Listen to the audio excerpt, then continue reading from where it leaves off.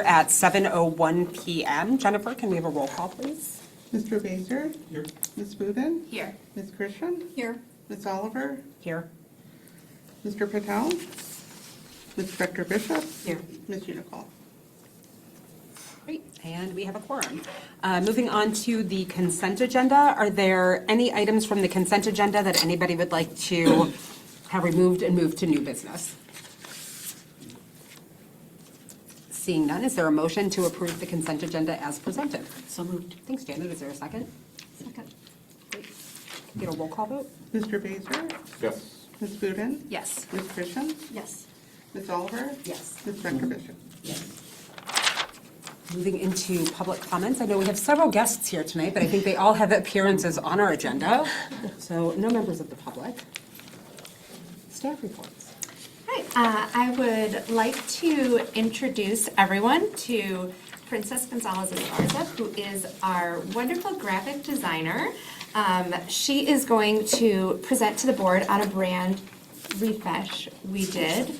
And so Erin is just going to get that set up, and we will transition to that in just a moment.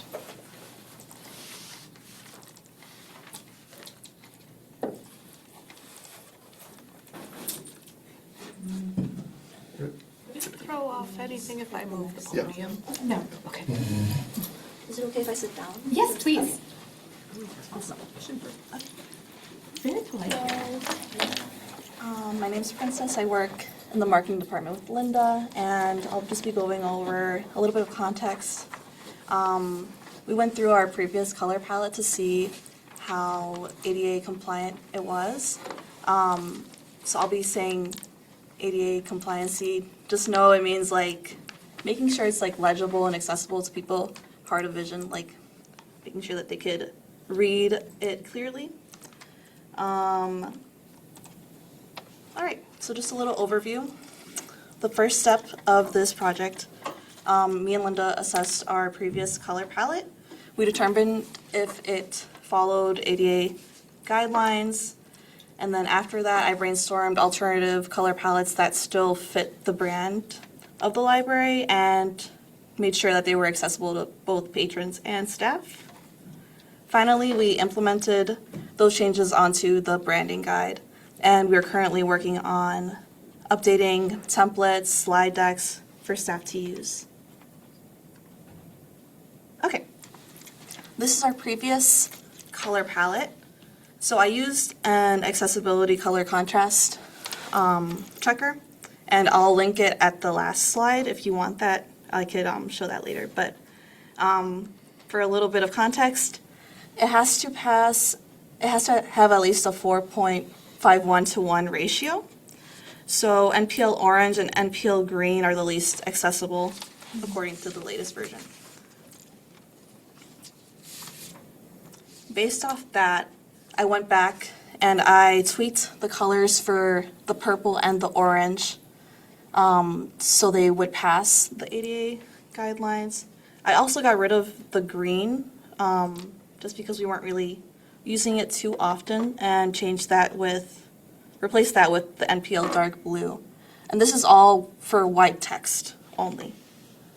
But we do still prioritize the use of our NPL blue and white. That stays the same.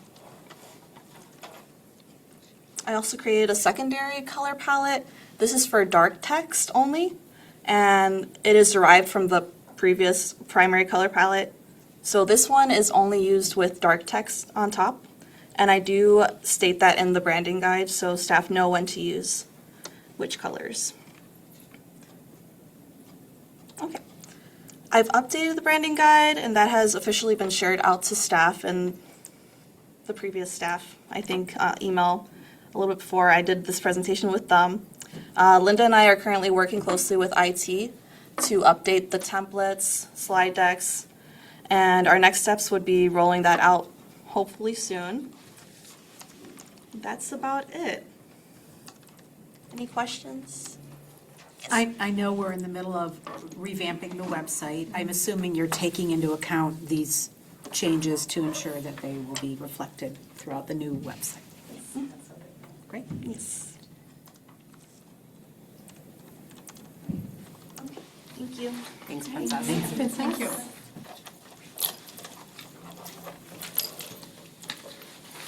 All right, so a couple other things under my report. One, I had mentioned in there that the chamber annual meeting is on March 9th at 5 p.m. I will be attending. If anyone is interested, we can still register people for that. Just let me know, and we're happy to register any board members interested. I also wanted to draw everyone's attention. As everyone knows, I'm on the ILA Public Policy Committee, and the spring legislative session is happening, and so there was just a ton of bills that were filed for the spring session. And I wanted to, and so I did just a brief little summary for the board in your blue folder on what some of the things that are happening are. I'm very excited that Representative Katz Mull actually filed the Digital Library Protection Act. As you all are aware, because we've talked about it many times, ebook pricing is very inequitable compared to consumers, what consumers pay versus libraries, and a number of other states, including Connecticut, as well as hopefully soon New Jersey, are passing legislation to try and hold publishers more accountable to offering fair and transparent pricing to libraries. So Representative Katz Mull did sponsor this bill. Representative Said also did one that is very similar, and so they're likely going to be merged together. So they are in the Rules Committee to be reviewed. I would encourage all of you to reach out to our representatives. We here in Northbrook have 3, because we have not only Tracy, but we also have Jennifer Gong-Gershowitz, and we also have Bob Morgan, who covers parts of Northbrook, all of whom have expressed support for the ebook work. This is one of the major initiatives of ILA this year, and we're very hopeful that it will pass.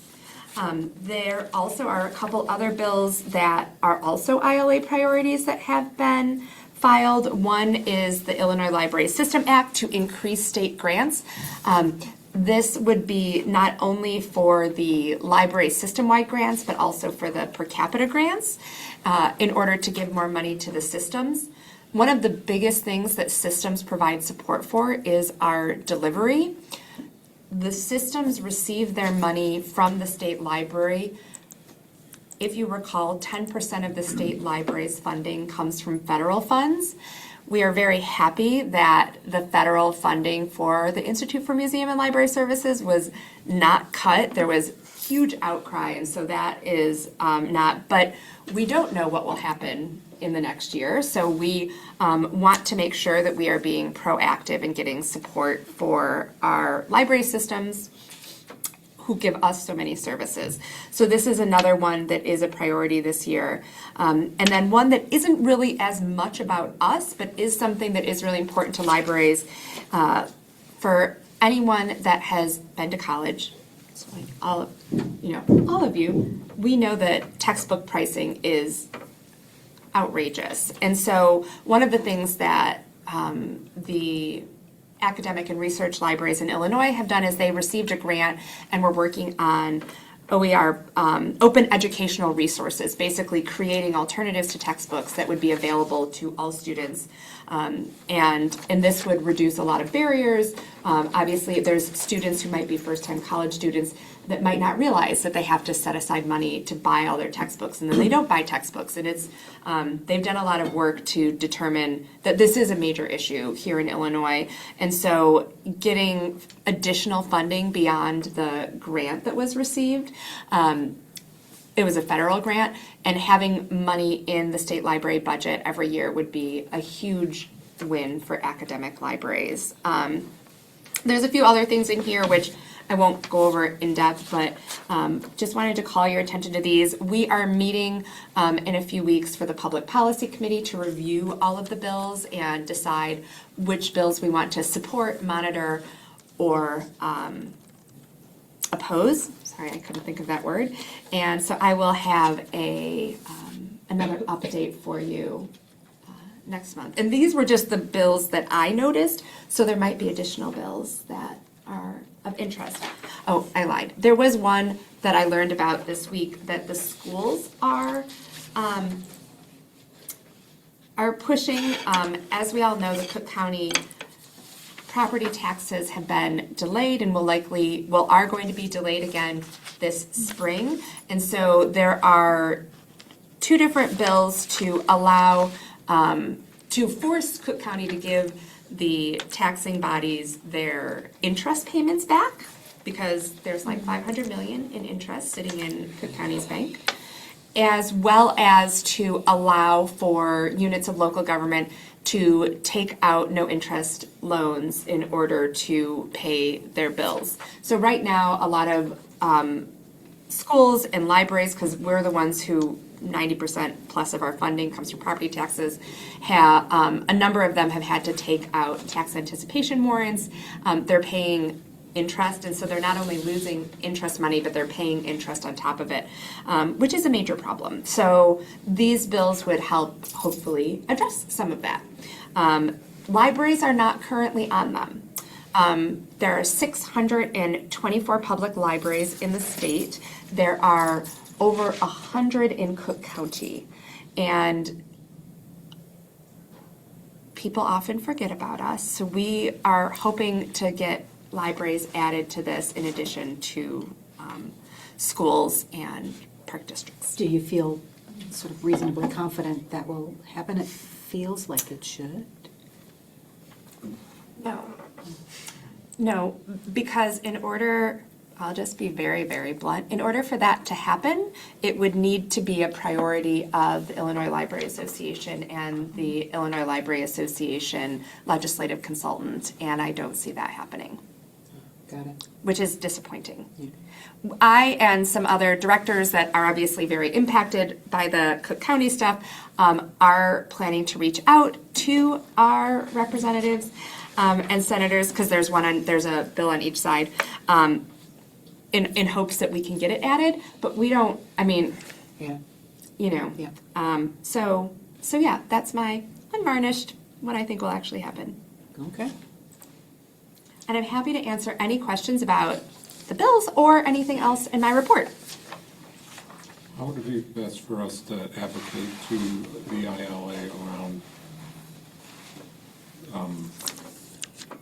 where we would like to see their priorities? So, thank you so much for asking that, Adam. That's awesome. I have been talking with some other library directors about the fact that ILA is a member-driven organization, and so we as a membership, if we're unhappy, we need to say something. We're working on putting together a formal letter, taking after Janet with her work with IMRF, and asking ILA to sit down with us and talk about what we feel are some major shortcomings in our advocacy efforts and in some other communication in other areas. We're working on refining that. We have, right now I wanted to keep it small, so I only have about 25 people, but we're reaching out to others one-on-one, and very much want to include some trustees on this. So if you could just wait a month, we'll have this, and we're also hoping to encourage people, if they want to write individually to the ILA Executive Board expressing this. So if you can hold tight for a month, I'll have more stuff. Heard. Thanks. And the hopes that we will see some positive change. Illinois is the best state, I believe, in the country in terms of libraries. And we have a Secretary of State who is a huge library advocate. And I think that there is some opportunities here that we are not moving on. And so I'm very eager to try and make that happen. I've been trying to do that from the Public Policy Committee. I have been disappointed at the response, not amongst other fellow members, many of whom are working with me on this letter, but just in how we're approaching things. So, Any other questions for? Yeah, that's a good question. So for next month, could you maybe give like some bullet points or ideas of what we could do like as a board? I mean, I think it's helpful to say like the individual advocacy, like email, ILA. I took notes on that. Obviously, we'll reach out about specific bills, but if there's anything else that you think that would be helpful from an advocacy perspective that we could do like individually, maybe not like as a board, I guess. That would be helpful. Then we could take some steps. yes. And just so I make sure I'm, Bryce, when you say that, do you mean specifically around kind of like ILA responses or on the advocacy or both? Both. Okay. Like who would we email, right? If we Right, had, yeah, like, if yeah. we got, like, basically. Sure, absolutely. Okay. I can definitely do that. Any other questions for Kate? Okay, moving into board member reports. Well, I have one. I was fortunate to attend two things here at the library in the past month. One was the February 3rd Celebrating Black History in Our Own Backyard, put together by Rain, with much love to Judy Hughes, who I believe had done a lot of the initial work on the presentation. It was in this room. It was fascinating and well-attended. It was,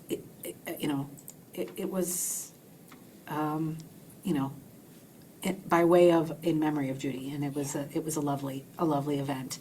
And then I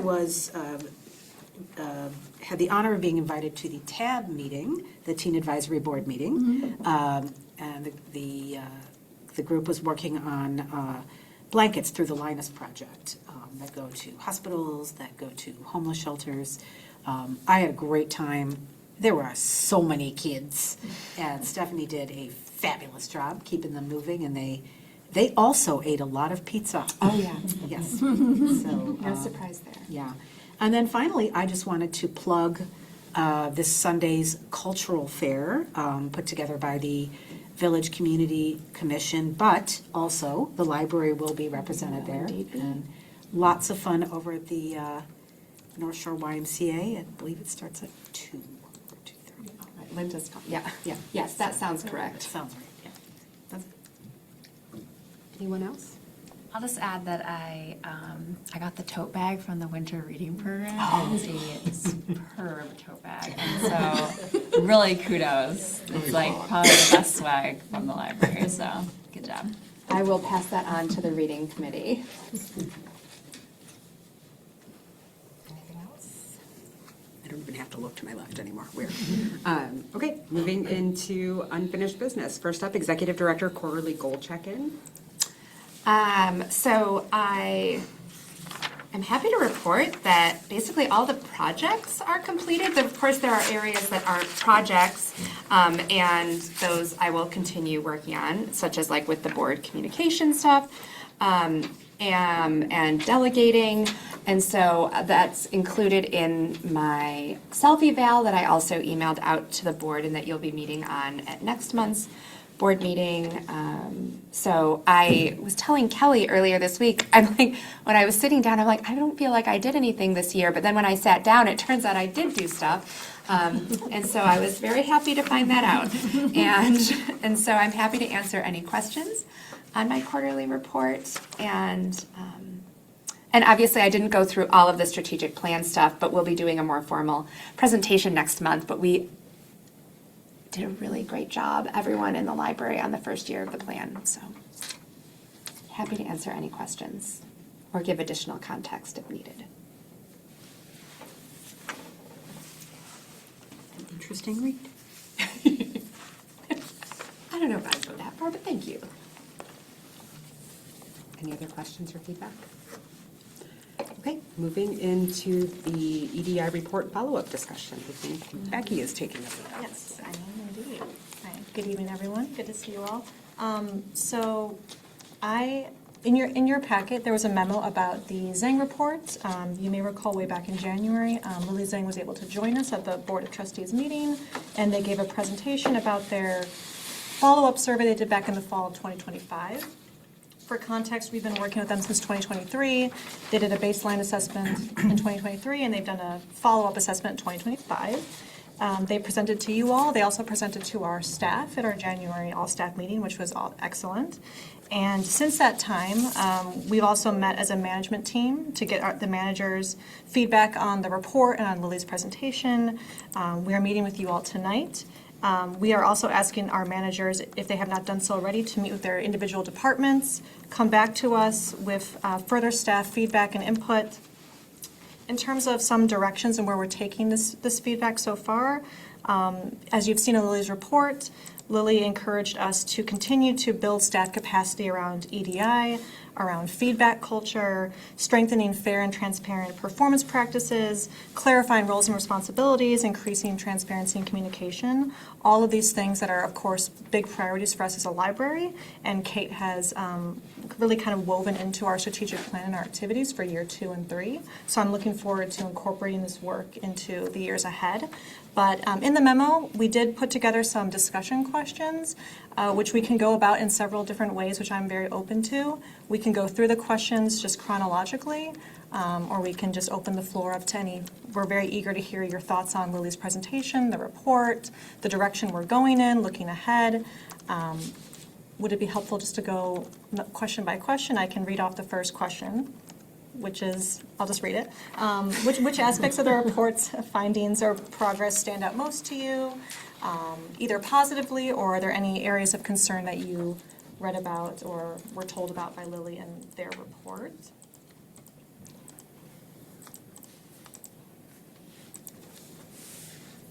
Well, I'll jump in. Yeah, thank you.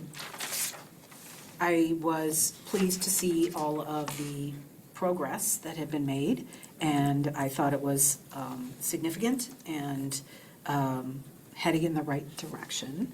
I think sometimes when considering some of the challenges, I think that in many organizations over time, there's always going to be some pockets of things that, you know, are always a challenge in when you do staff surveys.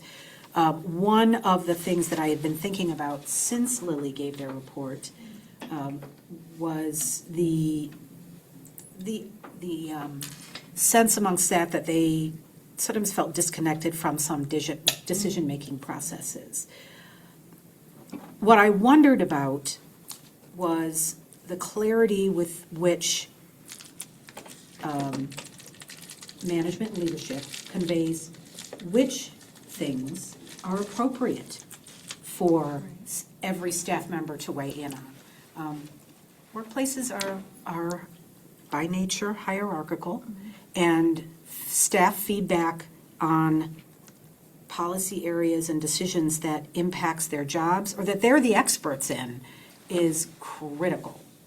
But I have sometimes seen in other organizations that there can be some confusion.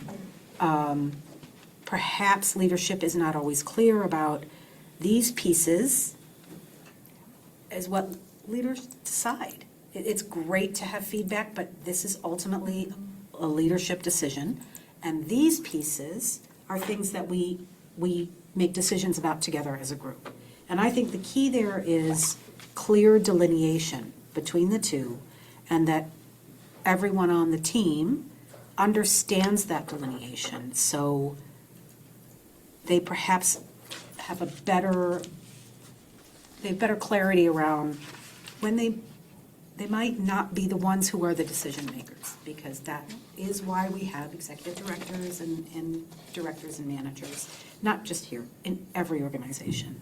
And I often think, as a communications professional myself, that sometimes the falling down isn't that being disconnected from decision making, but perhaps lack of clear communication with the staff about what is their purview, what is leadership's purview.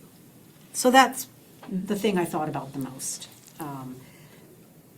No, thank you. And I think I should have mentioned, we met with Lily this afternoon because we knew we were meeting with you, and we were thinking about how we roll off the relationship over the next few months, and we had a very productive conversation. And I think if Lily were in the room, they'd be applauding what you just said right now, because they gave that feedback about being extremely clear They call it, sometimes we have Midwest Nice. Lily's on the West Coast. And so your Midwest Nice is, are you clear with what you're asking staff to weigh in on, what they can impact and what's not up for discussion? Some things So aren't I up for appreciate discussion, when and I just think, you said it. I think we, any staff people are, owed sort of clarity on that, those what's up for discussion,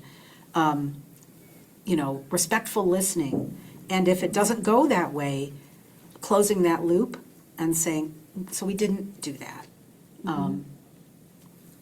I know, it's a disappointment, here's why. So those things are really important, and they can help manage those feelings that people are being overlooked or feeling disconnected. And I, just to chime in, because this is definitely something that I think showed up in the 2023 report as well. And I know I, for one, am a person who's like, I want to hear what everybody has to say. And that has, I think, led to some of these blurring of lines that we're now trying to be clear about identifying. And I think that this is still an area where we do have more work to be done. And I think Becky is working on the roles and responsibilities stuff, and that is something that I think is going to help with that. But it's also about each time we are talking about things, it's saying, this was the decision, this was why, and explaining who gets to make what decisions. I think that helps manage Yeah. expectations. Yes, While still having that space to collect feedback. absolutely, absolutely, yeah. So I found, in terms of the report, I think it's very positive that there's a sense of moving past performative EDI, which is key to long-term cultural changes within the workplace culture. The area that stuck out to me, sort of the flip side of that, of being able to walk people through why tokenism isn't accomplishing the long-term results that you're trying to achieve with EDI practices. And that's a ongoing conversation that you need to have, that we all need to have. That's, I don't think it's unusual to this library's culture. No, thank you for that. And that's one of the recommendations we are moving forward with, is to establish that shared understanding of EDI and reframing it, because a lot's changed over 6 years since it became a point of, a watershed moment in the national conversation around DEI and EDI. And so that is something that we are actively looking at with our staff development day, with ongoing training. We have an EDI committee, and so we are actively in communication on how do we renorm and reframe so that we can avoid tokenism, or just a sense of how do we continue that momentum on moving past performative EDI. So thank you for that feedback. Okay. The second question was around balancing staff experience, community expectations with the core mission as we continue this work. I know that's kind of a lofty question, how we balance all these things as a library. I don't know if anyone has any thoughts on that, or I could also move into question 3, which applies to you all as a board, and what you might see as your role in supporting us as we continue to make progress on Lily's report and their recommendations, specifically the areas of communication, decision-making, organizational culture. This one's always interesting to me in terms of feedback from the staff, in part because the board has a very defined role by the state, right? Like, we're told what we do, and for the most part, how we do it. And I think that we've seen some really interesting evolutions in our responsibilities over the last, I guess I can only speak for the last 4 years, but 4 years? Is that right? Oh my God, I'm so tired. Over the last 4 years. But the primary job of the board is hiring and supervising the executive director. And so that is how we do this. And I think that there's sometimes this appetite for us to be more involved and to show that we're making decisions or influencing decisions on a more granular level. But that's not what we're empowered to do with our elected role. It's not what the community expects of us. So I don't think of it as balance. I think of it more as setting the tone by working with the executive director and ensuring that that role aligns with the values that we hear from the community. And I think we've heard that come up in other feedback too, not just related to EDI, that there's just this sometimes maybe a little bit of a knowledge gap of like where we actually can influence change as board members. And I think this group of board members, including Nimesh and Barbara, who aren't in the room tonight, is also very mindful of not overstepping that and of not being involved in operations and not being involved in decisions that are beyond the scope of what we've been authorized to do. And I think it's also helpful that you as a board do. I mean, we're in the middle of my evaluation process. Like, you as a board do hold me accountable. You do, make sure that I am following the things. That was something else that came up in the conversation with Lily today, was like, how are we going to hold ourselves accountable? And I think we of course will be doing that. I will be doing that, with people, but you also do that with me. Like, you guys are the ones that are holding me accountable and making sure that I am doing this work, that we're meeting community needs, that we are doing what we say we're going to do. And so maybe, I think to Stacy's point, the way that we are involved in this is through, supervising and evaluating our executive director to carry out this, these tasks and our EDI strategies. I was just gonna add that I do, like, I was rereading the strategic plan in light of all of this, and I mean, obviously I wasn't on the board when that was created, but I do think that a lot of these themes are woven into that strategic plan. So to that, and I know you already mentioned this in your report, it's like, I think as a board, like, I know you're already sort of updating or refining. I mean, it doesn't, to me, when I was reading, nothing needs to be like overhauled. Maybe it's more like refining on subcategories that are already there, and continuing to report to the board on those goals. And I think that's a good way we can make sure that it's progressing in the way that we want it to.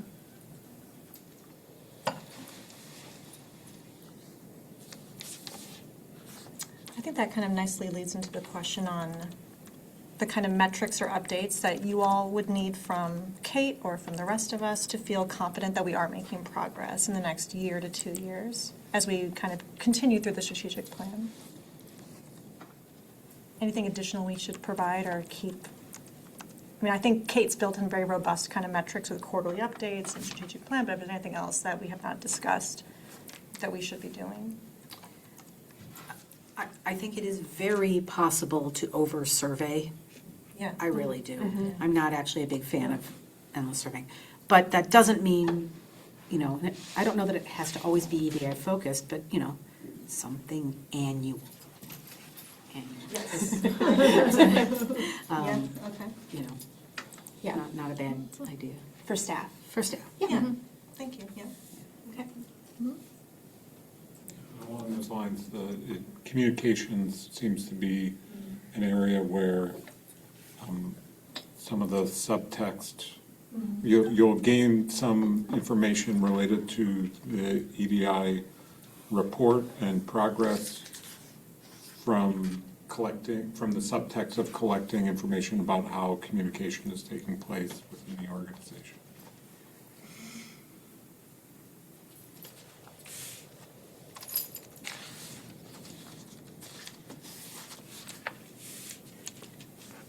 I also think, Please. think it's hard to know what to expect in the next 12 to 24 months or what metrics we'd be looking for, in part because I think about the 4 years that we just lived through. And like, there, as you said so eloquently, Becky, there was this watershed moment, and then there was this complete rollback of EDI initiatives on a federal level, obviously not here at the Northbrook Library, but it's hard to know what we would be looking for in terms of measuring progress or measuring success of what the community feels, what the staff feels, because it's hard to know what anything is going to look like. And I think for me, that's part of why the quarterly updates are so helpful, and keeping the lines of communication open with Kate about what's going on in the library and understanding what's happening so that we can be nimble in knowing what metrics to pay attention to versus saying something now that would then be static, but in a year, we could be in a completely different landscape or having a very different conversation again.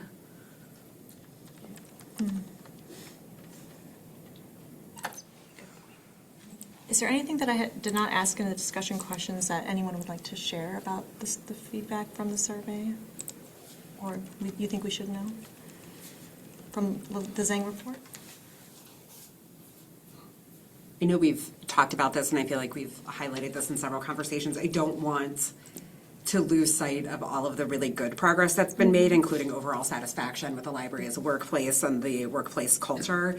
I know that we continue to see feedback about decision-making and communication, and as Janet has pointed out, that's not something unique about this workplace.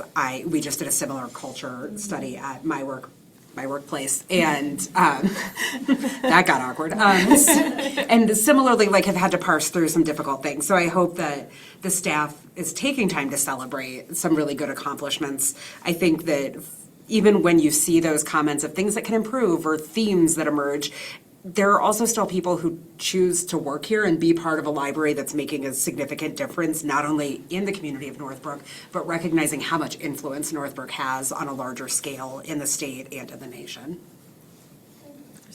No, I've worked in a few different places, and that kind of, that net promoter score of people just feeling motivated to do their best work. I mean, we have some incredibly dedicated, passionate staff, and that is just always kind of like, I know it, but to see it in like black and white is like reaffirming. And I think that you all have set us on that kind of course to be successful. And so I just thank you for encouraging this relationship we had with Lily for 2 years. It's been incredibly beneficial for me, for leadership and the staff. And I will be meeting with Lily over the next couple of weeks, months, to do a really kind of formal kind of sign off. There's quite a bit of knowledge transfer. I need to take all the stuff that we took from Culture Amp, our survey platform, to make sure that we hold on to that data, that is not lost, and that we can continue this work moving forward. So your feedback today has been very beneficial, so thank you. Moving into the master plan project update. So we're going to have this update every month for like the next 3 years. So just FYI. I did put together kind of a template that I would appreciate knowing, was this helpful? Was it not enough information, too much? I know we're still in the very early stages. I thought it was great. Oh, okay. I thought, I knew that's what you were doing. I Yeah. knew this was sort of setting the Yeah. bar for, and I loved how it was laid out. I loved sort of the, where are we, the highlights, the next thing we're gonna do in the next 60 to 90 days. The board, do you need anything from us? Coming soon. I thought it was Okay. exactly, not too long. not, Yeah, I mean, yeah. I realize over time it may get longer, there may be. Right, but- sure, it will. But I found I could find what I needed very quickly. Okay, good. And that was what I liked about it. Because I think it can be easy to overwhelm with information on this topic. And so I want to make sure that you guys have the information you need, and not more, not less, Goldilocks. So just to kind of call attention to two things. So Third Way Space, which the board approved last month, will be coming at the end of March to do the space audit. We are working on getting staff feedback. We're going to be presenting kind of the overview to staff in February, getting out staff feedback in March. We do need to set a date for the board to meet, and we're thinking of a Sunday in either April or early May.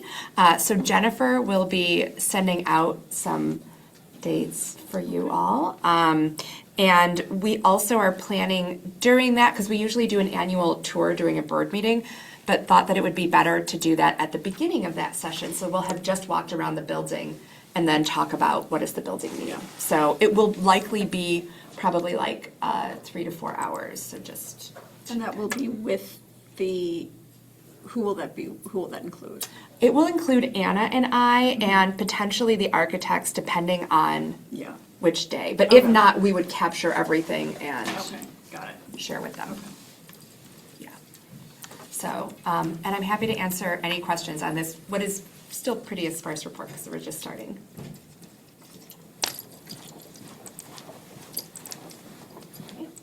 Great. Moving on to new business, we have the security camera proposal review and recommendation.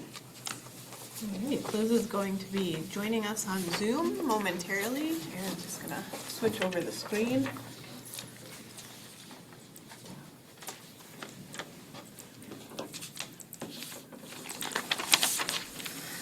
So while we're waiting for that, in the board packet, we provided a recommendation memo from Elizabeth Rupert from Joffrey Emergency Services for the video surveillance system upgrade. We did receive one proposal from Total Automation Concepts, which is the vendor that we just worked with on the intrusion alert and access control project. And that was linked within the memo, but not included in the packet.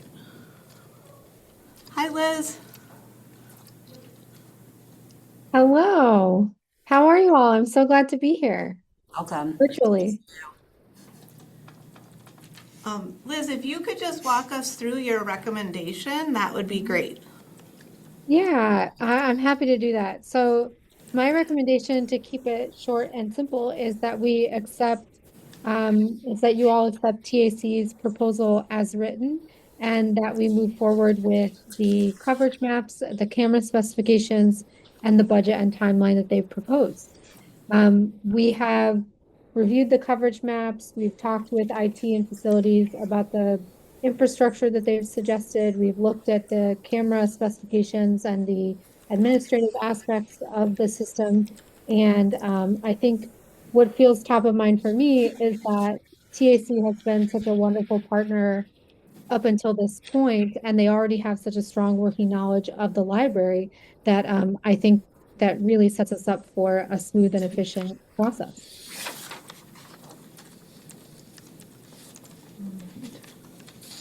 And so with that, are there any questions that Liz or I can answer? My only question, and I apologize if this is covered here and I missed it, is there any work that is, the fact that we're going through and we're starting this master plan where we might sort of regret going forward with some things, we have to end up having to redo it or change it in the future? And I realize we can't sort of stop the facilities improvements for the next 3 years, but just sort of being aware of that and prudent about that. I had that question as well, so. Yeah, one thing, so the cameras that we are hoping to purchase are Verkada cameras. They come with a 10-year warranty. We addressed this question on the walkthrough, and Total Automation and assured us that they could be moved and reused. We are planning to do some pretty comprehensive coverage, which will include a lot of cabling on the second and third floors, but that actually will be a benefit for the master plan when we do construction, because we will have better coverage throughout the second and third floors. And so that cabling we won't have to leave like extra cabling in the ceiling in case we need to move the camera later. Like, we'll have more comprehensive coverage with the proposal as written. Another thing that we looked at was where we were putting panels. Right now, we try to run a lot into our first floor IDF closet. And with this project, we're going to be actually putting stuff up on the third floor, which will make that space more flexible for future projects. Have the architects, No. have the architects or the consultants of the architects taken a look at the proposal and sort of said, yeah, this makes sense? Yeah. No, there's no like red flags? Is The that something we architects could- have not. Is there something that we could give them to sort of have them look over and just to sort of make sure, like, wouldn't have, the problem is they wouldn't have a consultant on board yet, so. The only plan that we have is the current building, Okay. right? So the architects Yeah. don't really have a plan as to Okay. what it's going All to right. look like. So they don't really know, like, if we put a camera here, where it's going to be moved, sorry, Right. Kelly. Yeah. So Okay. the architects can't, I don't think that they can provide any, I will say, I'm not an architect, so it's very difficult for me to assess. But when we talked about, cabling, and I thought, well, what if that wall gets torn down? I mean, it felt premature to start running cable all over areas that are potentially going to be completely changed in a couple of years. I get cameras. It's can be primarily in the ceiling, moved. Okay. which won't be changed, potential, I mean, unless we go a different route. But yeah, when the law. What will it look like? We're gonna Yeah, if we move the ceiling. raise new ceilings everywhere, yeah. Oh my gosh. We're getting rid of the I think I have concerns related to that in terms of the disruption to patron spaces that might feel redundant. And so, like, thinking through what we're doing in 2 or 3 years, what does that feel like from the experience of people who use the library, who are in these spaces for studying meetings, retrieving items, things like that, and then seeing it happen again? Does that feel like poor planning to members of the community to have that disruption twice? My second question, and this is more in line with Jana and Maura's question, I'm not going to give anyone a chance to answer any of my questions. I'm just going to keep talking and filibustering the security cameras. My second question is about scale. It seems like we're going all the way to one extreme with the security cameras from having, I think, 10 or 15 now. Is that right? Am I making that up? No, you're that's not correct. making Am I that not up. supposed to That's say correct. that out loud? No, Okay, it's, in public session. Where Okay. it is, but yeah. yeah. I don't know where they are. So it seems like we're going to another extreme, and so folding these concerns in together, I think my question was, did we look at a model where we start on the first floor, which we're not touching, and would cover the entrances, parking lots, staff doors, more of the spaces that we would consider to need to be secure, and then scaffold up? Was there any conversation or consideration to that? Internally, there were conversations. It's not something that we talked about with Jaffe because the scope of the project when we entered into our agreement with Jaffe was to improve coverage throughout the library.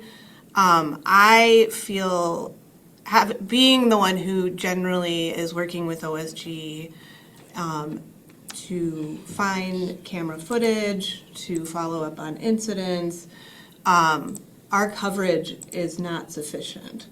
And the majority of the issues that we have happen on the second and third floors. And so waiting 3 or 4 years, depending on when construction starts and ends, will mean that we will continue not to have sufficient coverage, which is arduous for staff, but it's also a safety concern. We really have the best coverage on the first floor right now because we were able to add some things in the lobby construction. But the second and third floors are limping along. Some of the cameras on the second floor that we do have are over 20 years old. And there's only one camera on the third floor. Do we know how this amount of coverage or this number of cameras compares to other libraries of our size or similar budget in the area? I do know that in general, libraries of our size and budget who have recently done renovations have as much coverage as is recommended in this. The number of cameras, I don't know off the top of my head, but I do know, like, we went through a process of prioritizing areas for coverage, and Total Automation was able to not only fit our first priorities, but our second and third with this coverage, and come in below the number of cameras that we originally estimated that we would need. When we did an initial walkthrough with Northwood PD in 2022, the recommendation was 150 cameras. So I'm hearing you say that there are no, that with the number of proposed cameras, there's no longer gaps in coverage that would pose a safety concern. The only gap I'd still be slightly concerned about is the staff parking lot. Because of where it's situated, we opted to put a camera in the building facing that parking lot so that we have sight on it, but there wouldn't actually be any cameras in the lot. So that would be the only major gap that I would be concerned with. From a construction standpoint, like what does that look like? Is it really disruptive? Is it like minor areas the library needs to be like cornered off, or is it like a guy on a ladder for an hour? That. A lot of the work takes place before the library opens. The contractors usually start at 6:30 or 7 in the morning, and we work with them to identify areas that might be busier, where there might be events happening, and ask them not to do work in those areas at those times. We just did a lot of cabling with the access and intrusion project, and they definitely were working on ladders during open hours. I did not hear one patron complaint. I do feel, even if it's, I mean, I think a lot in terms of optics. I remain concerned of, doing a lot of cabling, I guess, in the ceiling, and that if patrons or the public sort of saw that and then, oops, we're doing it all again now because we're, doing this big master plan, the natural question would be, why didn't you wait until you knew what you were doing with the master plan? And I think if we could legitimately say, this is solid regardless of what happens with the master plan. We do it once, we're done. We do not have to redo it and spend more money moving things or recabling things. That would be something. I think it'd be a bit of a problem if you have to sort of move everything around and spend a bunch more Well, money. the cameras would definitely need to move around so that they were covering Yeah. wherever things end up, but the cabling should be able to be reused. So the cabling is reused. I think it's the labor of sort of not making sure that we're not recable, like not having to do the work with existing cable. I think what I'm hearing is that we can't really wait 3 years for the security. But I also don't think we can say we're not going to spend any more money on the security. Like, I think there's going to have to be money for that, and I think we can handle the optics of it with communication. Yeah. We should be able to. Yeah, Linda and I have already started talking about what community communication will look like around the master plan stuff. And one of the things we anticipate having is kind of like an FAQ. Addison is in the middle of a renovation, and they have a really great patron-facing webpage with stuff that I think lays things out really nicely that we're kind of looking at. I also think that Kelly pointed this out. Northbrook PD did a walkthrough with us in 2022. That was when we had already spent, I think, 6 or 7 months looking at this.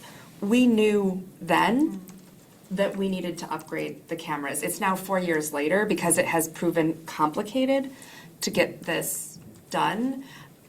I do think that the world that we live in right now does not afford us the luxury of not having upgraded cameras.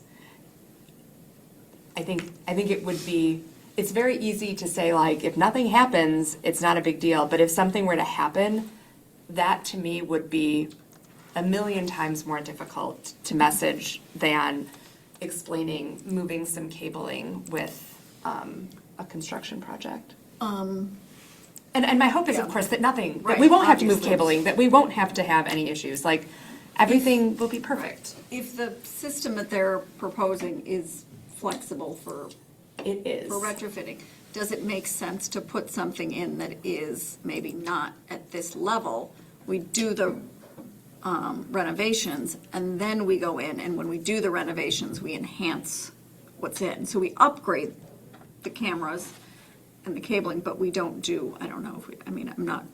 Are you talking about, like, not doing the Verkada system, or are you talking about doing, like, fewer cameras, but still doing cameras? Well, it doesn't sound like, because the cameras can be moved so easily, that's necessarily a savings, but I guess. I would say it's very difficult, sorry to interrupt. I would say it's very difficult to interpret where incidents might occur. We've done some prioritization in terms of what was put into the RFP for priority coverage areas. But when we start to make decisions about what areas we won't cover and which areas we will, especially if they're public areas or transitional spaces between staff and public areas, it gets really difficult to have reliable data about where those future issues, if they do occur, where they might occur. That would be my concern about narrowing the field of coverage as it relates to the layout plan or the number of cameras. I don't know if this is the time to do it, but is it possible to have a conversation about what incidences what are the incidences that we're talking about, either ones in the past or what we're concerned about? And this may not be the forum for So that, but. we are going to be going into closed session to talk Okay. about security, and that's Okay. something that we could talk about there to share Yep. some of the. I had a question about the financials. I certainly understand we only had one bid, so it's hard to really compare, but just from your experience, is this amount like within market for this type of work? Yes, so I was really happy with the way that TAC itemized their proposal and all of the costs associated with it. And there wasn't anything that stood out to me as being incompatible with market prices that I've seen over the last couple of years. Does this have the potential to change anything about our contract with OSG in terms of the number of staff we need to have or what we're paying them to do in terms of maintaining data? So happy news! Happy news! Was that a good segue? Did I do a good job? When we started working with OSG, we went for the all-in plan. So we pay a flat monthly fee every month, and we say this is the level of support we need. I will say when OSG started, there was like one person here at a time. As our needs have evolved, we now have generally 2 people here every hour the library is open, in addition to people working on projects. So this would be hey Mike, guess what? We're adding stuff, and not something that would impact our bill. And since Mike knows how much I love talking about how great OSG is to other libraries, I'm sure that will be factored into our next contract renewal. Yeah. OSG also has the best giveaways at ILA in case you. I will also mention, in the budget for this fiscal year, we put in $236,500 for this project. And the proposal is for $193,959. So it's lower than what we had expected. If the cameras do need to be moved or cabling needs to be redone as part of the renovation, would that be another budget request to the board then? Or is that accounted for elsewhere? It would be part of the project. Part of the construction. Part of the construction? Oh, okay. We pulled it in as like a sub, Yep. probably with other Technology cabling things. Who knows what the future holds with this project?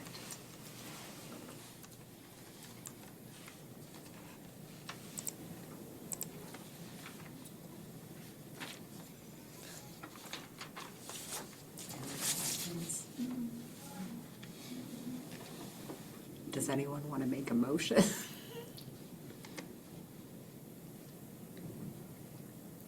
I'll move to approve the bid not to exceed, I can't find the number. $193,959.70. Stacy said. That one? Is Adam seconded? Jennifer, can we get a roll call vote? Mr. Baser? Yes. Ms. Rubin? Yes. Ms. Christian? Yes. Ms. Oliver? Yes. Ms. Becker Bishop? Yes. I would say, as this moves forward, based on this conversation, I will say, it is going to be important to minimize the impact to patrons and to the community and to clearly communicate what is happening so that when work starts again in a short period of time, there isn't confusion that a project went awry or that priorities weren't. That we did a considered. project, and then we're doing our way. Yeah. Thanks, Liz. Thanks so much, everyone. It's always such a pleasure, and I love getting to see you all. So glad to be here, and I'll see you again soon. Bye, Liz.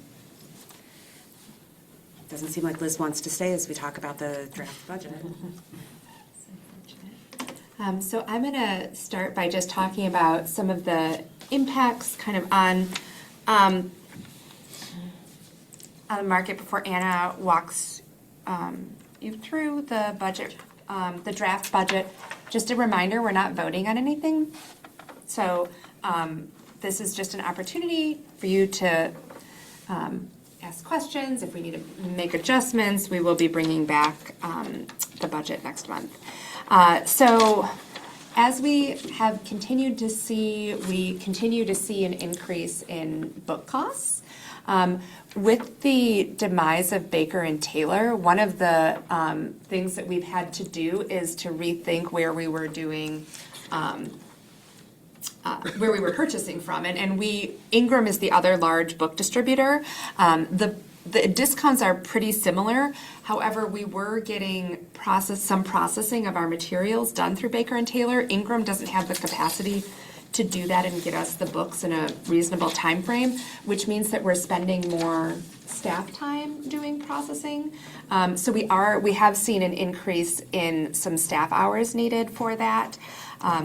We also, as we talked about last month with the benefits renewal, insurance costs in general are going up significantly. We're waiting, mid-March is when we're expecting the final numbers from our insurance cooperative, but we're hearing people talking about anywhere from like 16 to 36% increases in libraries and consortium that I've spoken with. So it's bad, and that is accounted for in the budget.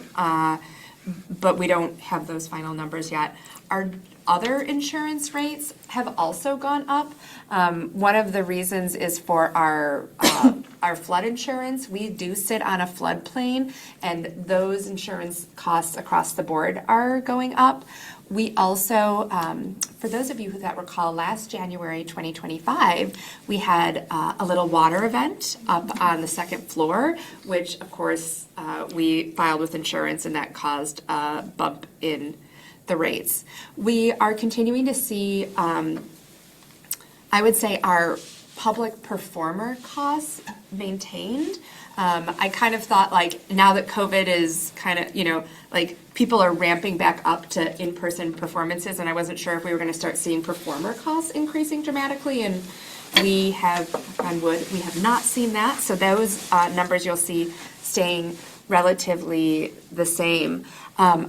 Ebook pricing, which we've already talked about, continues to be a larger area of our materials budget, and we still continue to spend about 12% of our overall budget on materials. The state recommends 8 to 12. So one of the other big market factors that we're going to be talking about in closed session is just the need for increased technology in order to protect us with our cybersecurity. And that is something that we will talk more in closed session, but we're definitely seeing units of local government being targeted and hit really hard. So this is an area that we do need to make sure that we're paying attention to and being responsive to. And then, of course, just the state of the world. Construction costs are continuing to go up, and the same things that have been kind of happening the last few years we're continuing to see. And so those are kind of the market influences that impacted some of the stuff that we looked at when Anna put together the budget numbers, in addition to all of the staff requests and projects that we have. So I'll turn things over to Anna now to do some like actual talking about the budget instead of just market stuff. I was going to just kind of walk through it by line and by section. In revenues, the board approved a 4.6 levy increase in the fall, so that's where the property tax number is coming from. We try to keep replacement tax, interest income, and fines and fees just a conservative number so that we're not expecting more than what we receive. Other income is a number, and then there's the same number in contingency on the expense side, so it's the net effect is 0. And the same with designated. We have designated income and designated expense, and they equal each other. The personnel number will be a number that may change in March. I haven't finalized it yet because I wanted to kind of see where insurance was going to fall, and so that number may change. As Kate noted, group insurance, we're seeing a 20% increase in that line, and we'll see what happens in March. Kate did an analysis of IPLAR information, and Which, just to remind everyone, it's the Illinois Public Library annual report that we're required to file with the state library. so Northbrook ranks 18 within the state. That's in the top 3% of staff member per capita. So we have one staff member for every 520 patrons in Northbrook. There was also a way to look at it as staff member per square foot. We were ranked 158th, so we're in the top 25% of all Illinois libraries. So we have one staff member for every 1,288 square feet, which is still above the average in the state of Illinois. And then staff member per service hour, we are ranked 3rd, and we have one staff member for every 51 hours. And we are above average in that as well. So I think our staffing levels are adequate for the libraries, for our community size, our budget, and our square footage.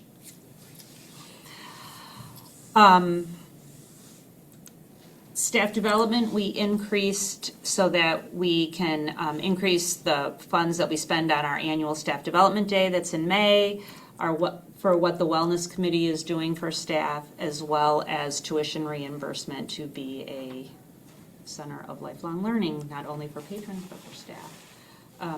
Material spending is 11.8% of the budget, and state standards recommend 8 to 12, so we asked the departments what they wanted, and we were able to fulfill all of their requests while increasing ebook spending. Programming went up a little bit. The departments provided their requests, and we were able to fund that, so we were excited about that. And we're happy that they are taking into account their staff capacity as well as strategic initiatives when they gave us their programming numbers by department.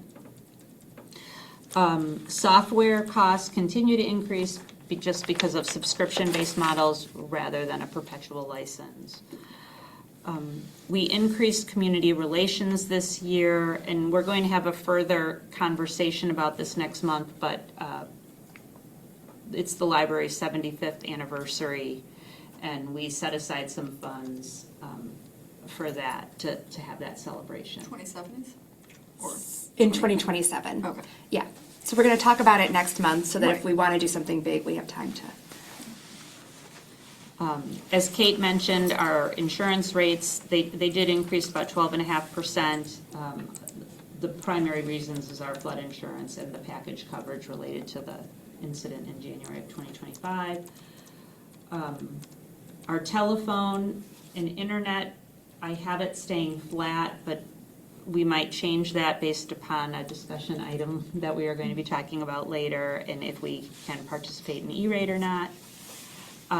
Fixed assets, we increased due to just overall technology needs and some items that the departments had asked for. Professional services increased due to strategic plan initiatives, redoing the website, statistical projects, and looking at outsourcing security. Our contracted services number increased as well due to monitoring and license fees for intrusion alert, the alarm system, and the cameras. We increased contracted services for Best Quality, which is our janitorial service. We outsourced our facility worker. We increased the hours of our day porter, basically, so that we had them on site more, and they're doing an excellent job. They've done this. Our facility worker left in December, and because I was on medical leave, it was just easier to ask Best Quality to kind of help Jason and the rest of the facilities team, and the gentleman that they brought in is wonderful, and he is taking initiatives and really helping Jason and the team, so we decided to continue that for next fiscal year. We needed to, our current HVAC contractor did not want to provide preventative maintenance on the steam boiler, so we needed to add that as a separate line item. And Jason asked to do some vibration testing and infrared testing, which would help him determine just when, like planning for equipment and knowing when to replace or when repairs need to be made.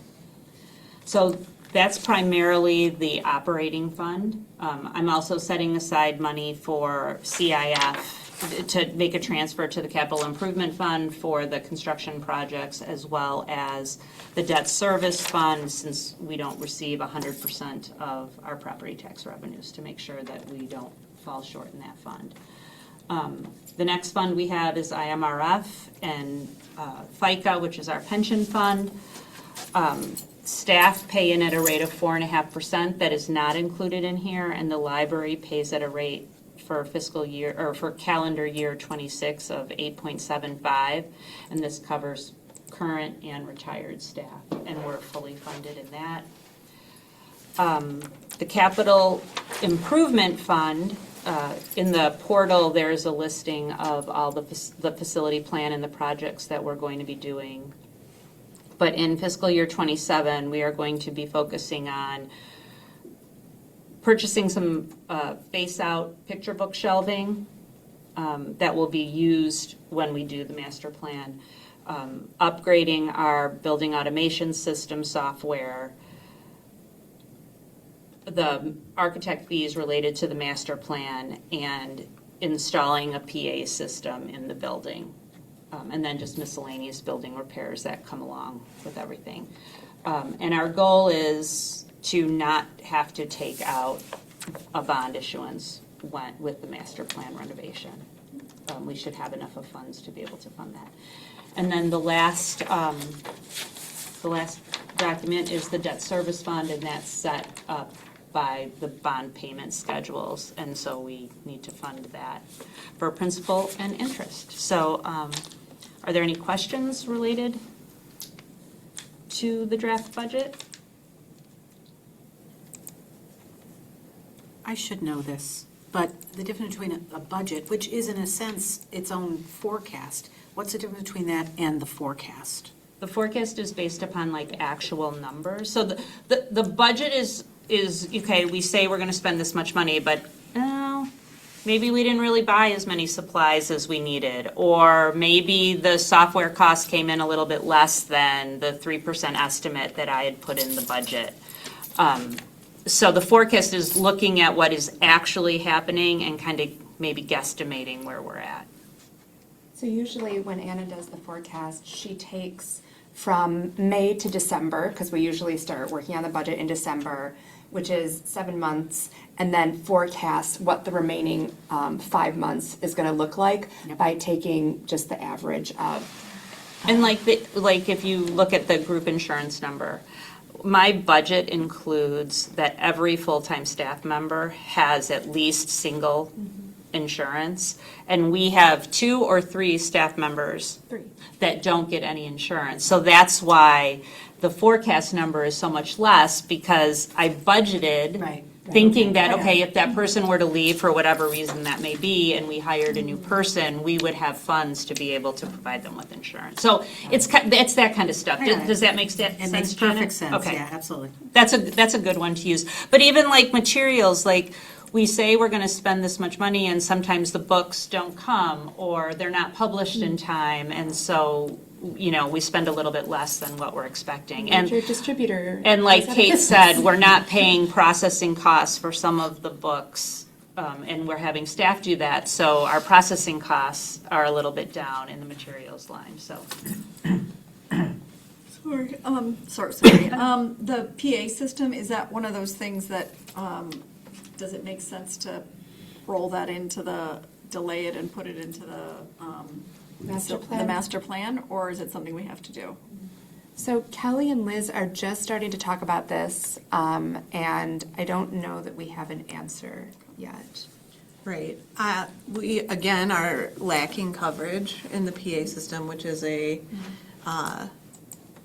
an important piece in a lot of our emergency responses, where, we need to make announcements if there's an active threat, we need to make an announcement if there's a tornado warning, we need to make an announcement if there's missing children, and we have huge gaps in coverage.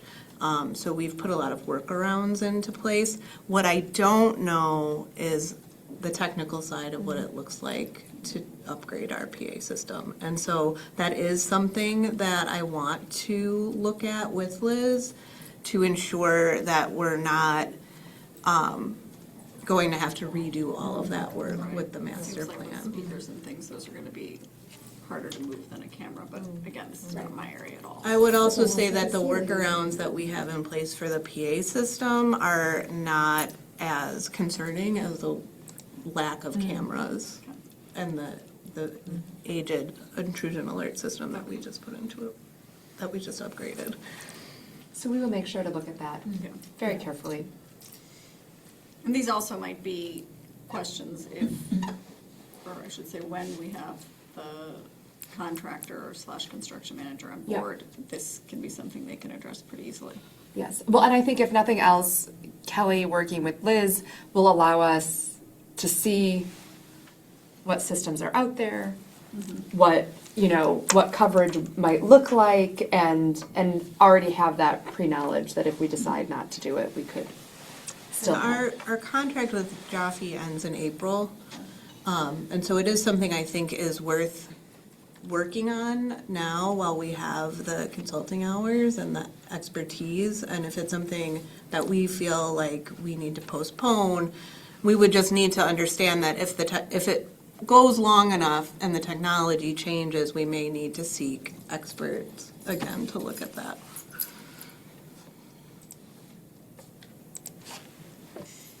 Any other questions about the budget for Anna or Kate? Things that you would want Anna to bring back, different scenarios, different models? I like to give you homework.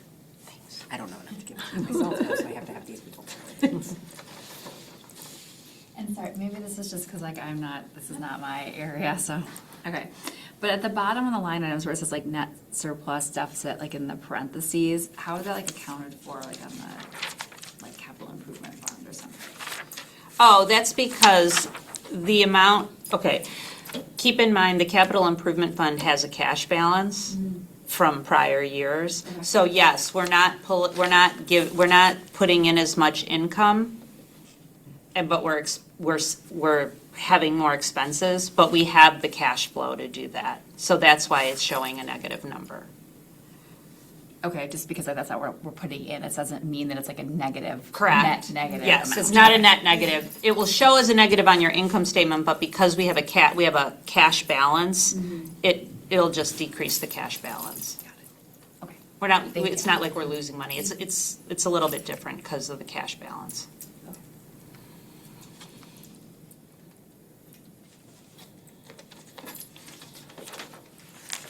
Well, we will revisit this next month. In the meantime, if you do have any questions or would like to see other scenarios, feel free to reach out to me. Am I allowed to suggest that we briefly skip annual library tour and dinner and go to internet service provider change in the interest of Adam potentially needing to leave, people fading quickly, and we can't make a decision without our two missing board members anyway? They're not missing, but We know where they are, they're they're just not here. They're not here. Okay. Okay. Okay, so we're going to E-rate. Internet service provider change. Internet, 8.4. I'm sorry, yes, internet service provider change. So I included in your packet a memo. So 2 years ago, we learned that there was legislation passed that gives all of the public schools in Illinois free internet. Libraries were not included in that. And so we were part of a consortium, and the consortium was going to dissolve because it was mostly the schools and us in the village and And so we decided, well, not decided, we needed to figure out a way to cover insurance. Prior to being in the consortium and on the fiber line, we did have a contract with ICN. We paid like 90% more than what we were paying with the consortium. So Kelly did a ton of research. Anna has now kind of taken up that. Mike is going to talk a little bit about E-rate from a technology perspective. I want to talk a little bit about internet service and E-rate. We as a library have never chosen to apply for E-rate funding because in order to apply for E-rate funding, we have to comply with the Children's Internet Protection Act, which requires that we filter every computer in the building. Staff computers, all patron computers, of course the children's computers. This would give us a 40% discount on our internet costs. And with that, there is rules that allow for people to turn off the filtering, which Mike is going to talk about. From the perspective of our core values, there's a tension here. In order to get this federal funding, we have to comply with the law. However, we have championing intellectual freedom in our mission statement. This is not an easy thing. I have worked in libraries for since before SIPA existed, and this has been an ongoing challenge. I think we have, and I'm going to turn things over to Mike, I think we have found a potential path forward that allows us to not compromise our values, but I also think that it is up to the board to determine whether or not this is something we want to do. So I'm going to invite Mike to come up. Do you want to sit in one of the chairs? Before we move forward, can we clarify, it's only, Oh, I'm sorry, you yeah. said patron computers, it is library-owned computers for patron Correct. use, not. No. It is all Not sta- computers, right. But you just said patron computers, I want to make it clear that it is not like I bring my own computer. in. correct. It is library-owned computers for patron use. Library-owned computers, Library-owned yes. staff computers. Yes. This would not apply to this or any. Correct. So we do not have to filter our public Wi-Fi that you are connecting to with your personal computer. But if you were borrowing a library laptop, that would require. All right. Mike is going to explain this a whole lot more eloquently. You're doing great. Okay, E-rate. Kind of from a rules of the road, just like Kate said, you have to do some filtering. And the library already owns a firewall. And within the firewall is where you can do this filtering. And currently, and the firewall does a bunch of other security stuff, but one of the things that's not used within the firewall today is web filtering. So we have to turn that on, which no cost to the library, we already have it, just has never been enabled.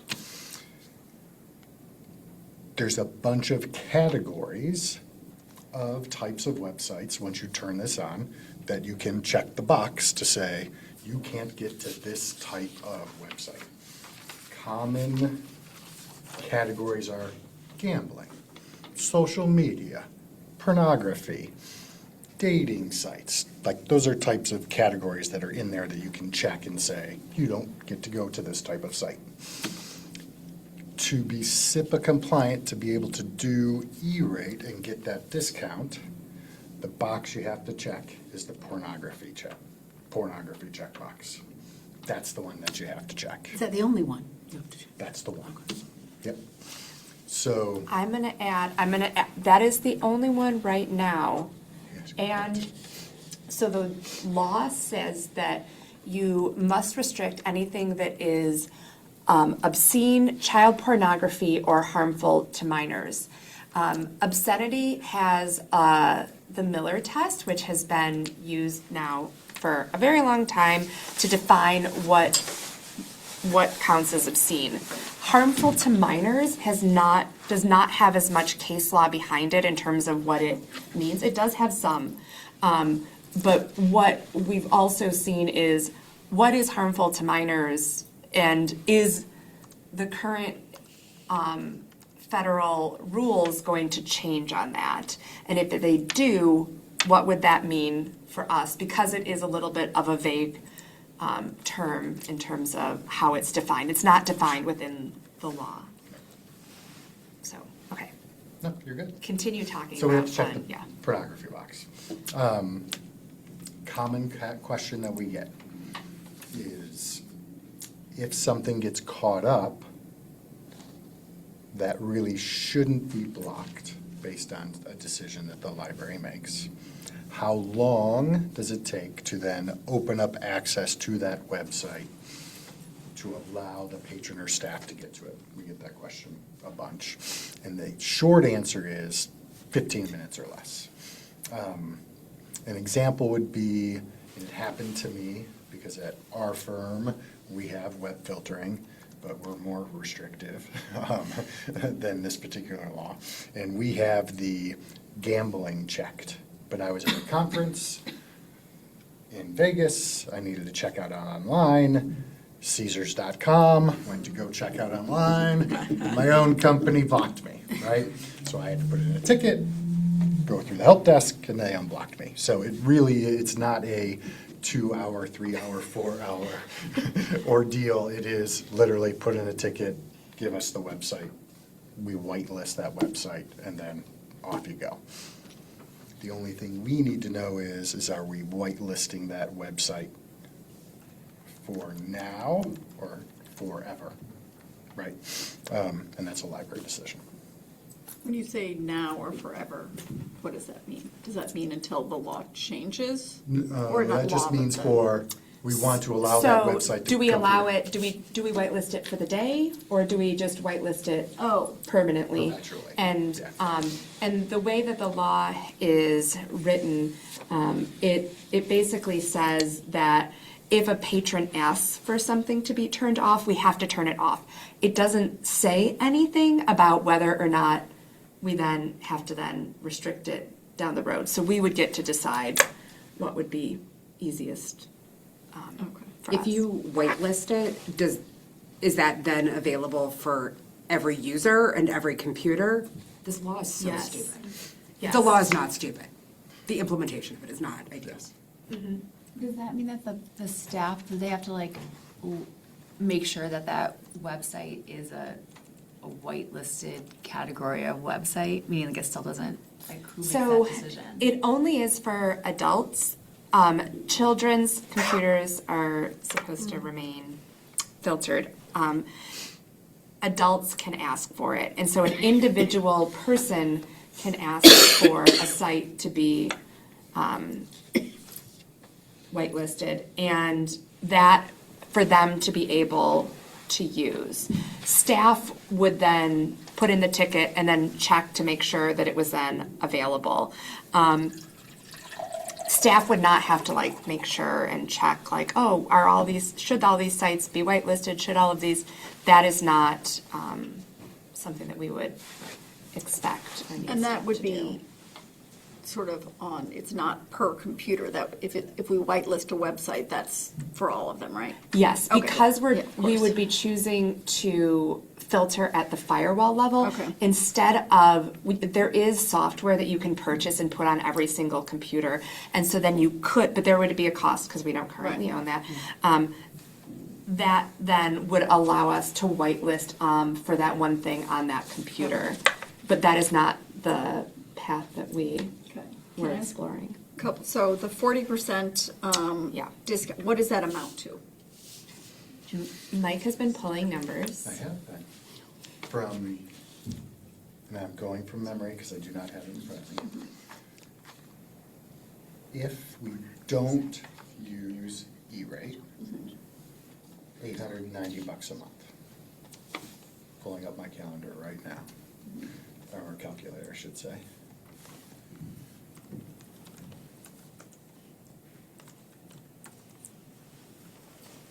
If we use E-rate, $450.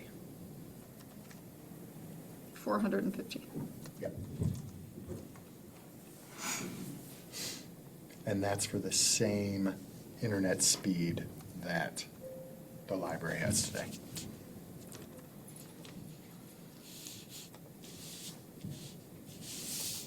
What's the age that is set for a child's computer versus an adult computer? There, you mean in the law, it's 18. Okay. But we don't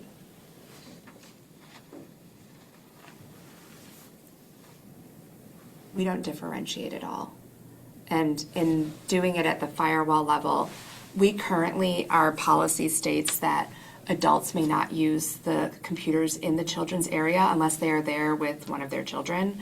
And so that would remain in effect. I can tell you, generically speaking, when we turn on the pornography filter, it's almost never that somebody comes and asks for something to be opened. Oh, well, then. That's one of my concerns, and I say this as somebody who had a lot of feelings on Monday when Kate and I talked about this.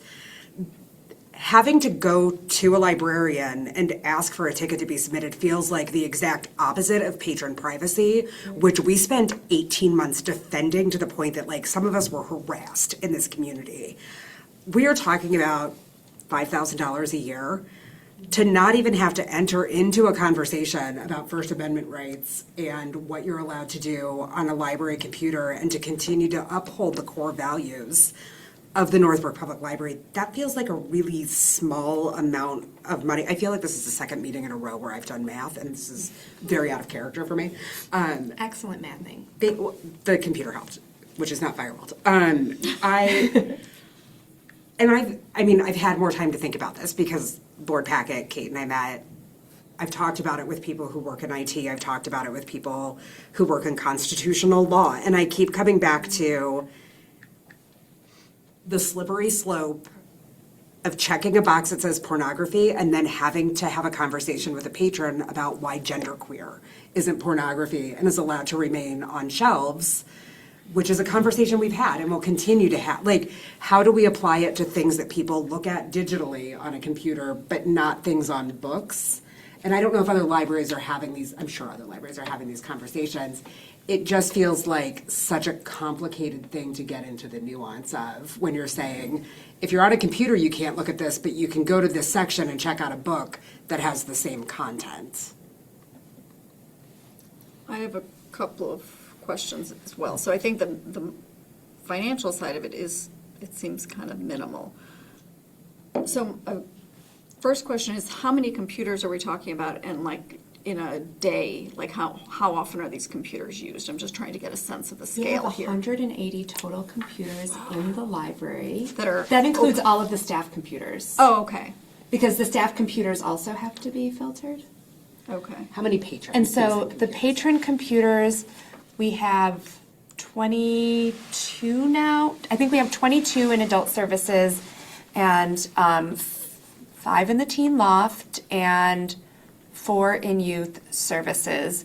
We have, I'm trying to remember how many laptops we have in the bank. Do you know, Kelly? There's 2 in the interactive classroom or at the reference Well, desk? the interactive classroom for classes has 20. Yeah. And then And we there's have 2 behind the There's desk. 2 two at the behind the reference desk. And then the collaboratory has, I think 8. 8. And the ones, sorry, I know you've gone over this, the No. ones in the children's area already have a filter on them? No. No, okay, No filters anywhere. no filters anywhere. But those are restricted.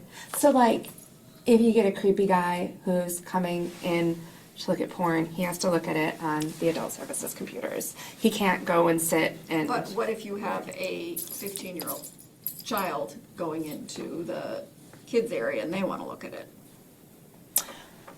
We generally, I would I'm be glad shocked. to say that's never happened. I was gonna say, I'm like, I cannot picture that. Because they all have phones, I mean, like. Well, and they're in the loft, but they generally also don't even want to be in the loft because it's seen as like, oh, it's a little too young. So All right, so, we've never had an issue with people under the age of 18 looking at anything they shouldn't be. Usually the issue. on the library computers, On the right? library Okay. computers. My other question is, let me think, where was I going? Okay, so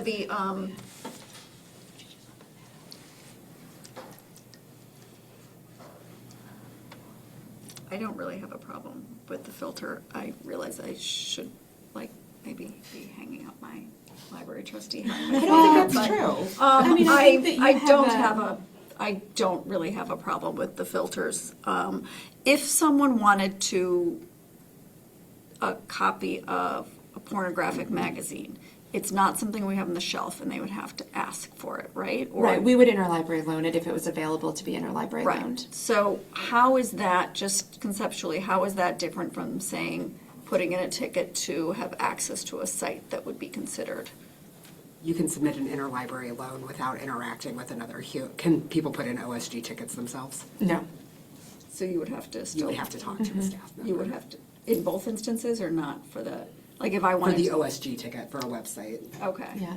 I also, and maybe this is where I also get stuck, is who defines pornography? Like, how does a website end up in there versus how does the line, and that's where I think things would get really I messy asked for Mike us. this question. I said, how does the firewall Decide. for tonight decide? Yeah. Right.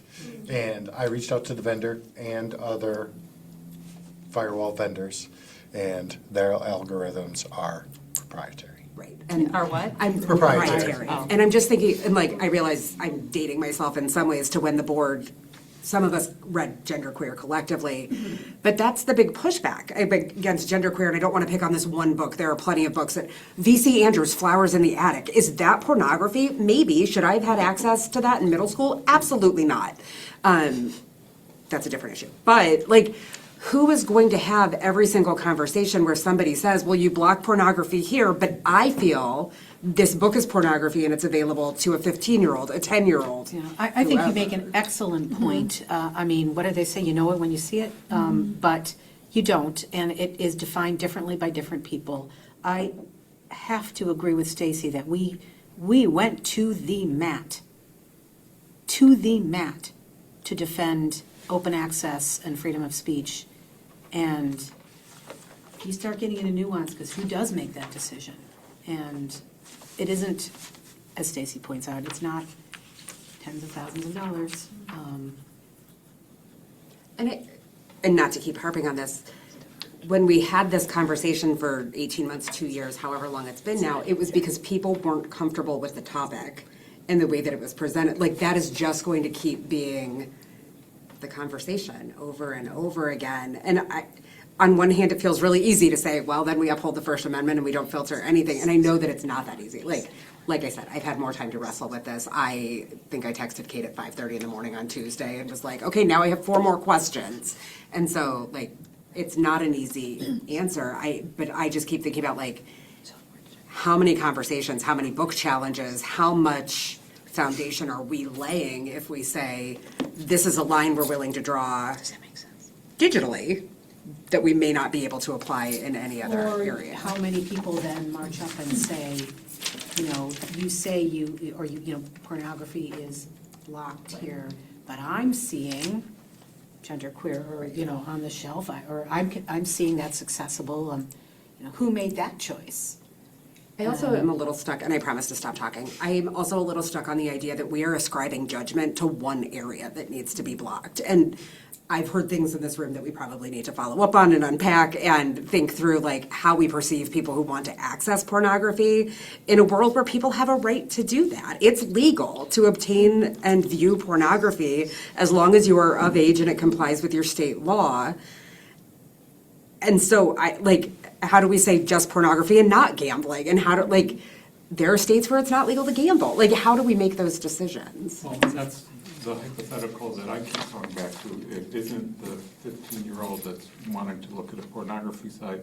It's the 15-year-old gambling on a prediction site and getting into tens of thousands of dollars in debt, and the library being liable for potentially making it possible for that child to do that kind of harm. And the stories that you hear about children, young adults, that because of the increased access to gambling sites and opportunities, end up having serious mental health, suicidal ideation, all sorts of follow-on results that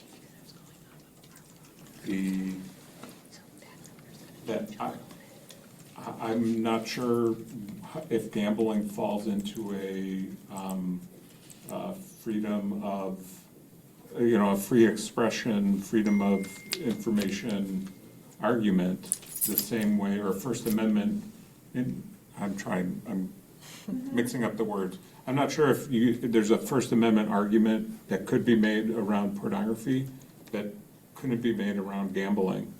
And do we as a community have a responsibility to build in an extra layer of friction into the ability for public computers to slow down that process? This law doesn't require that you tick that box. Right. And so I don't know if maybe that's a different conversation. I but- think it could be, but I also think Kate raised the point of like the federal government has oversight over what gets filtered. And so, and if we go with E-rate and then the federal government says, okay, now you have to tick all these other boxes, Yeah. we've set ourselves up to have to comply with that. Is there, at what point can we say, like, no thanks, we're gonna pay the extra $5,000? Year to year. Year to year? So you can, there is a way out.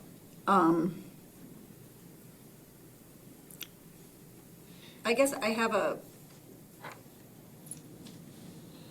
the pornography filter is not differentiating between child pornography and. Child pornography is illegal. That's It's illegal. currently illegal. Yeah, but If we is the filter, like, if you're like, pornography is allowed, does it different, like, is Yes. it? is Any illegal? firewall should differentiate Okay, between, okay. like, even the most basic. And I think the firewall should difference be- in the ages is, like, whether or not, it's not, I think, it's the harm of the user. I'm the one who threw out 15, but I'm not comfortable with 12-year-old kids being able to have access to this. I don't think. And that is where. But that's not this subject. This is not this conversation. And I think that is, just like Yeah. we talk about for materials, we rely on the parent. We don't act in local Right. parentis at the library. We rely on the parent Right. to provide that oversight and determine, I'm going to allow my child to come to the library by themselves at 12 and go on the Right. computers, or I'm not going to, but that it isn't the library's job to monitor and decide what each parent should allow or not allow, but instead we rely on the parents to But you determine. wouldn't let a child, like if they requested a pornographic material, like interlibrary loan or whatever, would they be able to get it?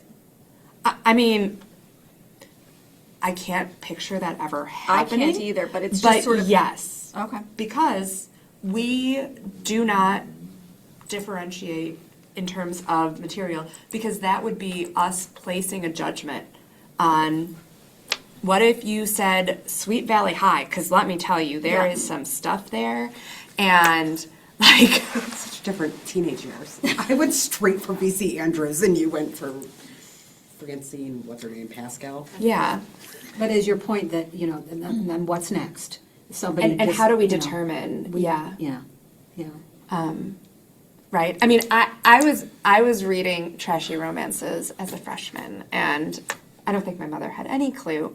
But I bought them because I didn't want to get in trouble with the librarian. So yeah. I'm struggling on this one because I just, like, I feel like the tension is really right. I mean, as I realized, I didn't have like the visceral reaction that Stacey had, because I guess I feel like there is an avenue to access it, right? It's like, it's not saying you can't access it. It's just that you can access it. You can access it on your own computer that you bring, or your own device. And you can access it if you just request it in the same way you would request like a material that we don't have, like, a Playboy magazine or whatever, that we don't have here. You'd have to request it. And I wonder if like, and I think the point is well taken, is like, obviously the Supreme Court can't even define pornography, so I'm not even sure that the filters like can. I guess it just depends. I don't have like I'm not completely against turning on the filter. I don't think it's like a terrible idea, but I think if we do, I wonder if there's like sort of an anonymous way we can get it unblocked, like in the same way you could just request something online, like, maybe just a form that's like folded and you like slip it to somebody. I don't know how, like, know what it would be, but, To Bryce's question, Mike, so I try to go to the pornography site, the filter's on, it's gonna pop up and say you're blocked. Yes. Can there be, This site is not accessible. can there be a note that says, Click here to ask for access. correct? Yeah. So that there's no having to go to the librarian and say, I wanna go to whatever website.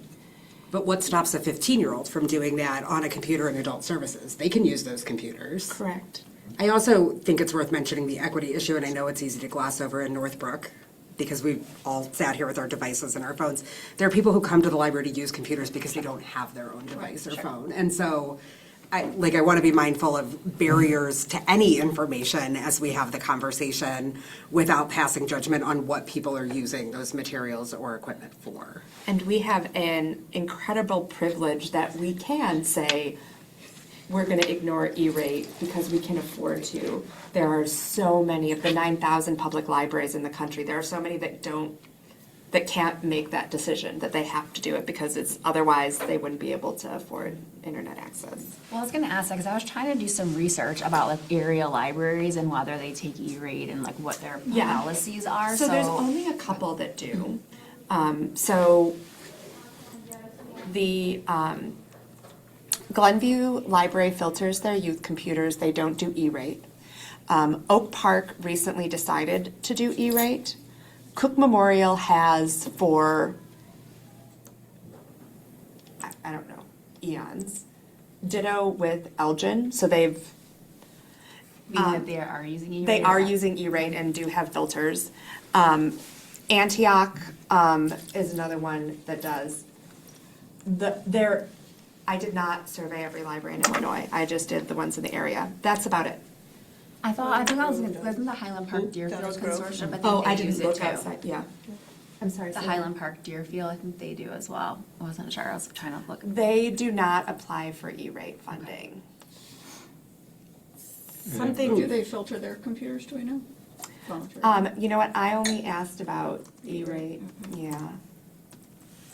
Something that I was thinking about, going back to something Kelly said when we were talking about security cameras and whether like that could be scaffolded, and thinking about coverage, is thinking about what would happen if we didn't have cameras. And this is not the same thing at all, but like kind of thinking about, we're talking about $5,000, and I'm thinking, and we don't want to think about worst case scenario, we never do, but I'm also thinking about what a First Amendment lawsuit would cost this library, and it's far more than $5,000 a year. And there's a different conversation to be had about filtering children's computers, if that's a direction people want to go. But in terms of E-rate, and obviously my position on this is clear, that $5,000 a year to avoid board meetings being overrun with book challenges and people angry about First Amendment issues, and who in the village of Northbrook defines pornography, seems like a very small amount of money to pay. And we've absolutely been fortunate that this hasn't been an issue here in a multitude of directions. And I don't know, I guess I'm really stuck on the like, what sort of chaos are we opening ourselves up to by saying this one thing is not accessible in this one medium And we've to decided. people who pay which bits- taxes in this community? And we've decided how that's defined. But it And I is do realize accessible, that's what I think I'm struggling It's with. what? You keep saying it's not accessible, but like, it is accessible. But with barriers. But And like, no more barrier than requesting a book or requesting a magazine that we don't have on our shelves. I don't mean to interject more complication, but I'm going to add just one more piece to this that I've been wrestling with, and was one of the reasons I asked Mike to find out how are they defining pornography. Many of the filtering softwares and sites have LGBTQ as a category. How they define that, heaven only knows.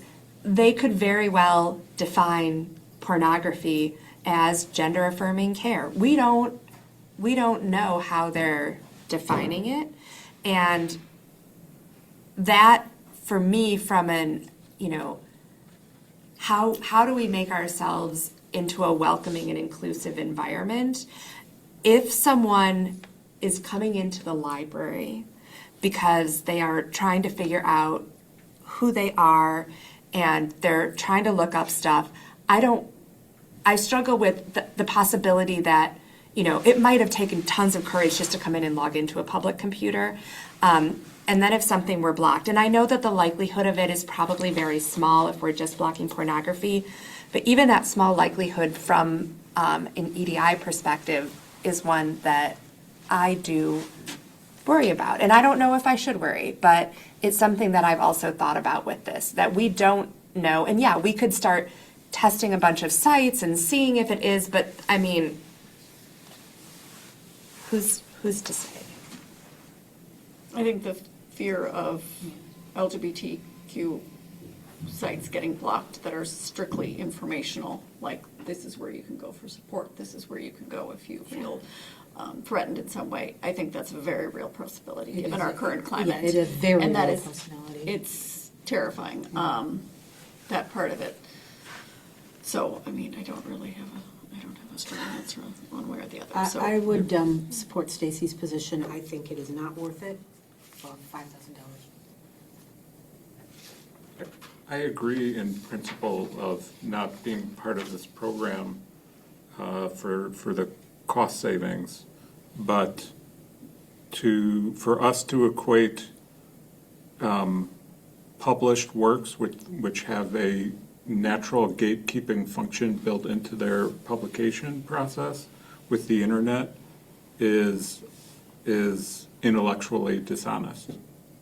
That's exactly, thank you for, that's I exactly. don't what disagree, but I thinking think like that's it. where we get into that gray area of like who defines pornography, because that has been the argument in libraries and schools, is that genderqueer is pornography. So I agree that there is like, there's a threshold, but I don't think the community or people who oppose books or challenge books would see that the same way, unfortunately.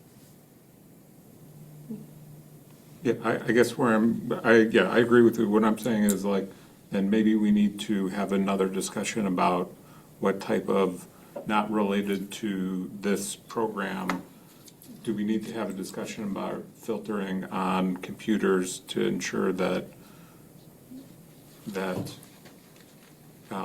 intellectual freedom is respected and also necessary safeguards are put into place in the way that anyone can own a firearm, but you also need to keep it locked in a safe as proper firearm maintenance. I can certainly bring more information back to the board for whatever you guys would like. I'm happy to provide and gather more info. When do we have to, I guess, what's the board's role here? Are we making a decision? Like, what's the next steps? So we need direction. If you wanted to consider E-rate, I would bring a policy back next month. If you decide that we don't want to go, then we would not bring a policy. And then Mike and Anna would work on finding a non-E-rate vendor to go with that would provide the same level of internet. But we don't actually need to vote, you just need a recommendation. I just need direction from the board. Can you poll the board? I mean, you sometimes do that. Yeah, I mean, do people just want to go around and say how you feel, whether you would support E-rate or whether you would prefer to look for a non-E-rate vendor? If we don't know who the non-E-rate vendor would be, do we know that the cost difference is only 5,000? Same vendors, Okay, E-rate versus non-E-rate. Okay. It's just whether or not you purchase okay. the internet connection so that- through okay. E-rate or outside of E-rate. So you're confident, like, in the numbers, like the finances of like how much it would be? Yeah. Okay, so there's not like more legwork to be done. No, I already did that. I said, give me your number if you Yeah. don't use E-rate. Got it. I did that as part of my anticipating we may not go the E-rate way. The only other thing I'm thinking about that I'm just sort of speaking without really having thought this through, is whether or not is there an option C? Are we sort of taking a position of privilege by saying, oh, we don't have to do this, but other libraries do, and I don't know. So I'm not sure what I think about that yet. I need to think that one through, but like just, I mean, there is a Yeah. position of privilege, yeah. and There is indeed, but that does not mean Comes that with we should responsibility. not, Yeah. we should not go that Right. way simply Yeah. because others cannot. Right. I think we do a lot of things because we have the capacity and ability to, that other smaller libraries can't, that in turn benefits smaller libraries. And going back to our earlier advocacy conversation, this is a conversation that we've had with Tracy and Bob and Jennifer of why do schools qualify for free internet and we don't? And we are only having this conversation because we lost the internet consortium we were part of. So that isn't to say that wouldn't come with its own set of problems that we would need to navigate, but for now, Right. we continue to advocate for free internet because that at least levels the playing field for libraries in Illinois in a meaningful way. Yep. So I guess if we're kind of polling the group, I don't feel that the 5,000 is, it comes with strings attached that we don't know what those strings will be in the next 3 years. So that makes me nervous. And, but I am still in favor of some sort of filter on years in the children's area. I'm just going to speak to the E-rate, and I agree that that 5,000 is not worth the strings, and I would not go. Yeah, I agree, it's not worth the qualification. Yeah, I agree with Maura. Like the unknowns of the E-rate program is what's making me lean towards against it, just because it doesn't feel clear to me where that's going to land. But I am interested in like the Glenview policy of filtering on just the computers in the children's area. So I want to explore that further outside of this discussion. So what I heard from Adam was kind of a little bit more about how can we help support mental health in our teens, and are there things we could do with the computers to do that? No. No, sorry, okay. No, let me clarify, that we should not feel, I think we all agree that going with a program where the filters are dictated by the federal government is problematic. But we have a responsibility to have a conversation around what is responsible filtering so that we are not leaving our public computers open to the vast negative externalities that the internet presents. More info on filtering and use in the children's department. Is there I would any? agree with that. Okay. I'm going to kind of put some stuff together. If you have other thoughts or things that you would like to see specifically, let me know. And I'm happy to gather that, and then we can, maybe not next month, but the month after, talk more. Thank you all very much. I think we have a really clear sense of what we should do. Great. Thank you. I'm sorry. Yes, understood. We're glad that you were able, I'm glad Stacy moved the agenda around. Yeah.